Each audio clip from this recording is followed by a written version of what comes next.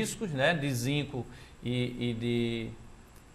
Qual foi o outro metal que a gente está sem a telinha aqui? Prata. Prata, né? E influencia na tensão, na DDP da pilha. Professor Ilermano. Então, a diferença de potencial, ela é padrão quando você tem soluções a 1 mol por litro do cátion. O que é que você vai ter aí? Você vai ter uma redução na quantidade de íons prata dentro do sistema.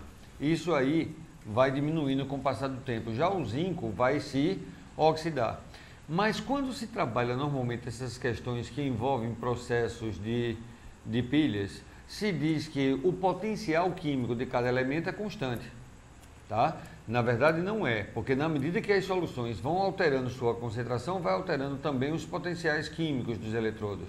Mas partindo do pressuposto de que prata tem potencial menos 0,80, mais 0,80 de redução e o zinco menos 0,76, então nós teremos uma DDP constante para essa pilha aí. Ok, vestibulando, para cá, para cá, para cá. Aí você diz, professor Luiz Carlos, professor Ilermano, como é que eu vou saber que o zinco, o cobre, quem é o mais nobre, quem arranca elétron de quem? Bom, o aluno que estudou, que está bem preparado e vem o tempo, ele tem esse conhecimento. Mas se você tem essa dificuldade, o texto ajuda. Nessa questão aí, o texto falou que o zinco sofria corrosão. Então estava dizendo, ó, eu vou grifar bem aí no texto, ó, com o funcionamento da pilha, observa que o zinco sofre corrosão. Então, aqui já está dizendo que o zinco, então, ele vai perder o elétron, tá certo? Ele vai deixar de ser metal, tá? Vai formar o cátion, esse cátion vai cair na solução do sal, aumentando a concentração do sal, se for um sal de zinco, deixando ela mais concentrada, mais escura,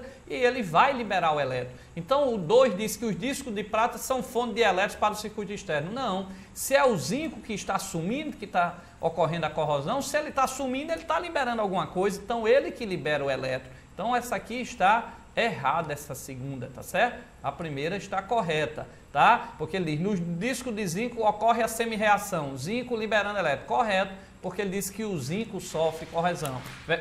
Vestibulando, vai para cá, e se ele não falasse isso no texto? Aí você ia olhar dos dois, ele ia dar o potencial de redução, ou na questão ou lá no início da tabela. Aí você ia olhar, quem é que tem o maior potencial de redução? É o zinco ou é o prata? A prata. Aí você ia ver lá que a prata é maior. Então, se ela é maior, é ela quem puxa o elétron. E o zinco, nesse caso, vai ceder, tá certo? Então, o zinco vai ser o ânodo, o anodo, tá certo? Vai elétron, ocorrer, né, a oxidação dele, ele que libera o elétron. E a terceira, ele perguntou se aumentasse, né? O aumento dos diâmetros dos discos, como foi colocado, só depende dos metais. A tensão, a DDP da pilha, depende dos metais colocados e não do tamanho do disco. Então, essa terceira, ela está errada também, correto só a primeira, a letra A, ok? Então, corretinho aí, nós teríamos, certo, teríamos a letra A. Beleza, vestibulando? Professor Ilermano? Então, Luiz, eu recebi informação aqui no estúdio que tem vários alunos nossos aí, né, assistindo aula nos diversos pontos da cidade. Sim, o pessoal se juntou aí em pizzarias, né, e estão assistindo as aulas aí, fazendo uma lá em Potilândia, lá na Casa então, da Pizza, lá em Santa Catarina, Priscila, o pessoal mandando e-mail, né? Então, um grande abraço aí a todos os vestibulandos e também junta na casa de um amigo, outro tem a TV a cabo, né? Exato. O importante é a gente estar prestando esse serviço lá na nesse Potilândia horário parece nobre. que tem um grupo muito grande de alunos do contemporâneo lá assistindo, né? César, né? César Filho, seu aluno lá, acaba bom, tá assistindo aí, já ligou para mim. Vou dizer que é sobrinho não, porque vai fazer propaganda dele. Então, vamos aí, vestibulando. A correta, vocês olhando aí, seria a alternativa D, certo? A primeira verdadeira, a segunda falsa e a terceira verdadeira. O aumento do disco não modifica a tensão pela pilha, certo? A DDP depende da temperatura, da concentração e da natureza do eletrodo. O fato, sabe, okay? O fato, Luiz Carlos, nesse ponto aí, se observar nesse ponto aí, é que na medida que o zinco vai se oxidando, a concentração de íon zinco na solução vai aumentando. E na medida que a prata vai se reduzindo, a concentração de prata vai diminuindo também. Né? Então tem que se considerar esse aspecto aí. Beleza, vestibulando? Vamos para o equilíbrio agora, né? Para cá, vestibulando. Vamos falar um pouquinho aqui de equilíbrio químico, tá? Para vocês. Lembrando que o nosso aulão tem um apoio cultural do Complexo Educacional Contemporâneo, professor Toninho, estive hoje lá no Contemporâneo, também lá estava com seus aulões, né? E também da Câmara de Vereadores aqui da cidade do Natal, ok? Então vamos para a questão de equilíbrio químico aí na telinha. As questões 1 e 2 baseiam-se na equação química literal. A2 mais B2 formando 2AB, ΔH menor do que zero. Então, quando aí, essa indicação aí, ΔH menor do que zero, isso significa que a reação no sentido direto, ou seja, da esquerda para a direita, ela é exotérmica, não é isso? Então, foi dado concentração 1 mol por litro de A2, 2 mol por litro de B2 e 4 mol por litro de AB. Aí ele diz, faz duas questões com base nessa equação aí. A primeira, podemos prever que a produção da espécie AB será aumentada por diminuição. O que é que, diminuindo, provoca um aumento na quantidade de AB? Primeiro ponto, Luiz Carlos, será que a diminuição na concentração de A2 aumenta a produção de AB?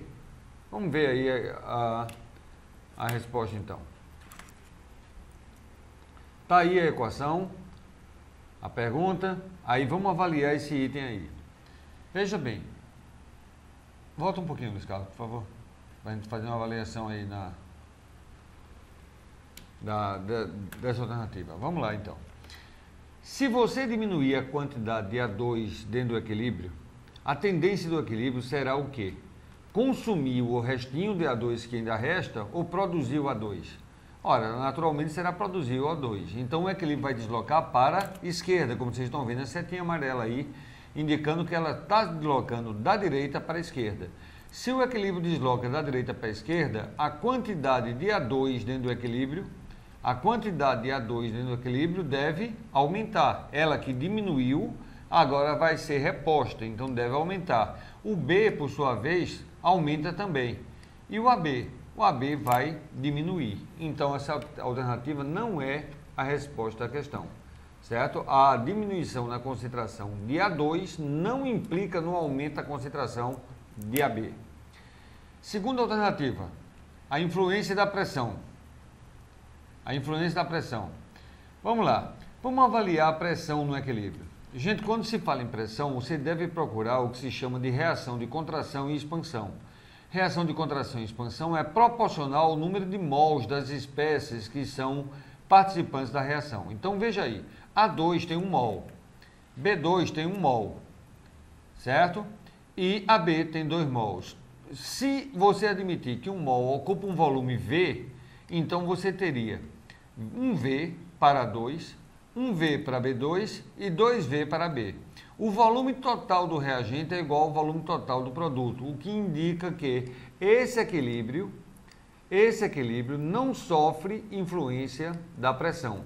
Se houvesse diferença de volume, aí sim, o aumento de pressão deslocaria o equilíbrio no sentido da reação de volume menor. Diminuição de pressão desloca o equilíbrio no sentido do volume maior. Então a pressão também não. O princípio Le Chatelier, né? Exatamente. Pressão e volume inversamente proporcional. Então aumentou a pressão, desloca para menor volume. Diminuiu a pressão, vai para onde tem maior volume. Maior volume, menor volume, você vai associar o número de mols. Como na equação aí, no reagente tinha 1 mais 1, 2 mols, no produto tinha formação de 2 mols de AB, então todos no estado gasoso, lembre de olhar o estado físico, que só conta aí no estado gasoso, tá certo? Então, como estavam todos no estado gasoso, tinha 2 mols no reagente, quando somasse, e tinha 2 mols no produto, aumento ou diminuição de pressão não vai deslocar esse equilíbrio, então não vai favorecer aumento ou diminuição de nenhum composto, como ele pediu, ok? Vamos para a próxima aí, Guilherme. Então, a letra C dessa questão pede para avaliar a influência da temperatura, quer dizer, afirmando que a diminuição de temperatura aumenta a produção de AB. Vamos ver se isso aí é verdade, então. Gente, para verificar esse ponto, você deve procurar reações exotérmicas e endotérmicas. Veja, no sentido da esquerda para a direita, você tem um ΔH menor do que zero, o que indica que a reação é exotérmica. Então, naturalmente, o sentido inverso é endotérmico. Se você diminuir a temperatura, você favorece o sentido que quer perder calor.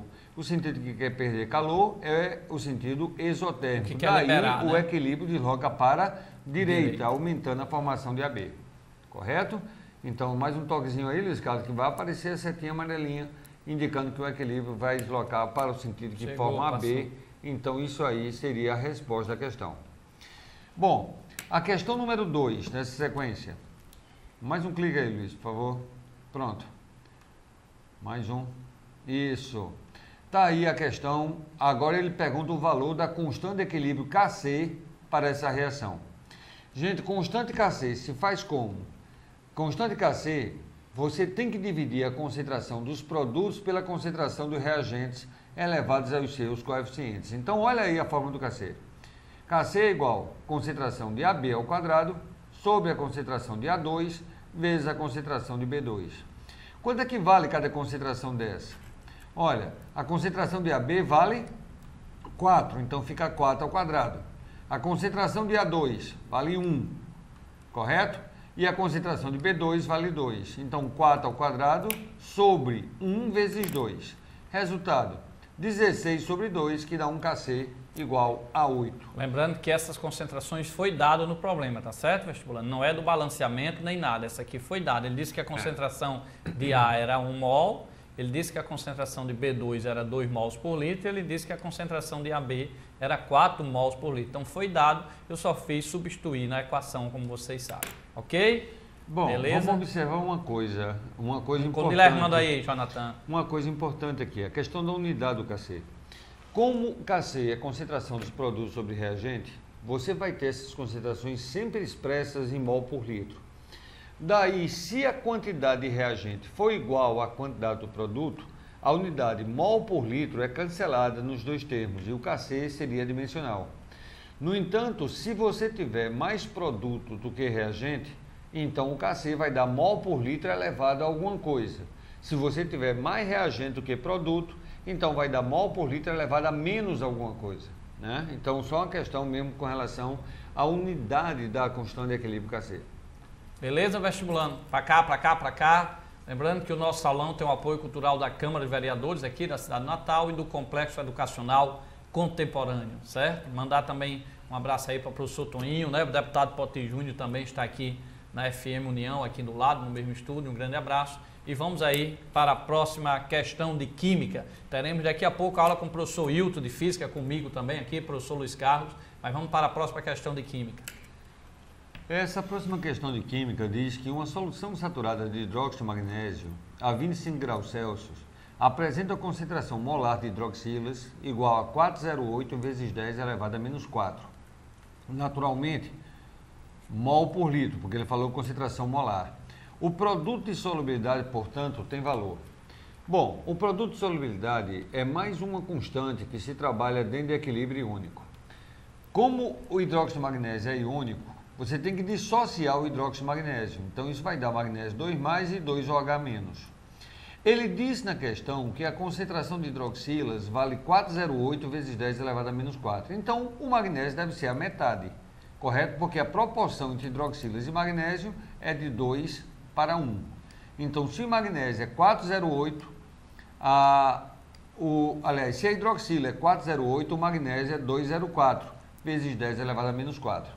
Lembro que o KPS é definido como sendo a concentração desses íons elevados aos seus coeficientes. Só os produtos, né? Não Lembrando entra aí, reagente, né? por quê? Porque a solução é saturada. Sendo saturada, você terá a concentração do reagente constante dentro do sistema, correto? Então, só entram os íons que produzem. Aí você substitui a concentração dos íons pelos valores. Magnésio, 204 vezes 10 a menos 4. Hidroxila, 408 vezes 10 a menos 4. Só que a hidroxila é elevada ao quadrado. Aí é só fazer conta, tá? E você encontra o KPS, 33,9 vezes 10 elevado a menos 12 mol por litro elevado a menos 3. Resposta, a letra B. Ok, vamos para mais uma questãozinha rapidinho aí, vestibulando. Acompanha aí.